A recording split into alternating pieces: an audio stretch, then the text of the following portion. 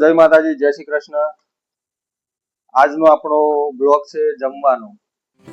આપણે મમ્મીએ આજે સરસ મજાના બટાકા પૌવા બનાવ્યા છે. એના હાથના બટાકા પૌવા અમને બધાને ખૂબ જ ભાવે. નવ્યા, ભાવે તો બેટા બટાકા પૌવા? આજ પરિવાર સાથે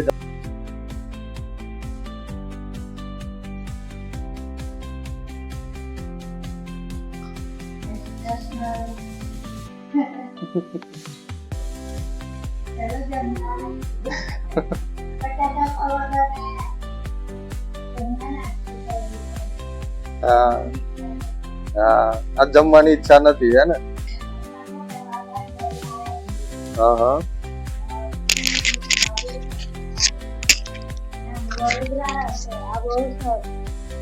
તબિયત સારી નહીં એટલે ઈચ્છા ઓછી થાય બનાવવાની. અમુક વાર એમ થાય કે વિડીયો ઉતારું ફોનમાં, બધું બનાવી મોકલું, પણ તબિયત સારી નહીં રહેતી એટલે. જય શ્રી કૃષ્ણ. આમ તો મિત્રો મમ્મીને જમવા બનાવવાનો પહેલથી ખૂબ જ શોખ, પણ એને કેવું કે તબિયત અમને થોડાક ટાઈમથી અને તબિયત થોડીક નરમ છે એટલે ખાસ એ રસોઈની અંદર એન્ટ્રી નથી લેતી, રસોઈ નથી બનાવતી. પણ પહેલથી એને રસોઈ બનાવવી અને વિડીયો બનાવવા અને અવનવા યુટ્યુબની અંદર વિડીયો જોવા એને ખરેખર એને પહેલથી બહુ જ ગમે છે.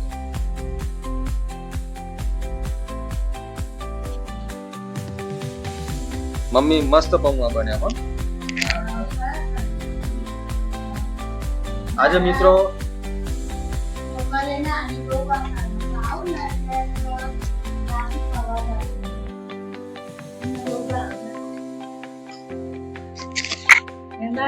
પૌવા બહુ ભાવે છોકરીઓ. જ્યાં આવું ને ત્યાં 10 દાડા રહું એટલે આમ તો 4-5 વખત બનાવવાના થાય. સવારે નાસ્તા મેં બનાવીએ. દાળવડા તો બહુ સરસ ભાવે બધા. હું આવું એટલે એમ કે મમ્મી દાળવડા તું બનાવી, એટલે અમે અમદાવાદ બનાવતો રહી, બહાર આવું એટલે બનાવું દાળવડા. એટલે મારા હાથના બહુ ભાવે. ઢોકળા એ બહુ સરસ ભાવે છોકરા. એમ કે હું આવું ને એટલે મમ્મી તું રોટલા એ બનાવી બાજરીના, એવું બધું બહુ ભાવે મારા. એટલે આવીએ અઠવાડિયું જેવું રહીએ, પછી અમદાવાદ જઈએ એમ. ખરેખર મિત્રો મમ્મીના હાથના ખૂબ જ મસ્ત પૌવા છે ને ખાસા ટાઈમ પછી મમ્મીના હાથના પૌવા ખાધ્યા. હવે અમે જમવાનું એન્જોયમેન્ટ લઈએ.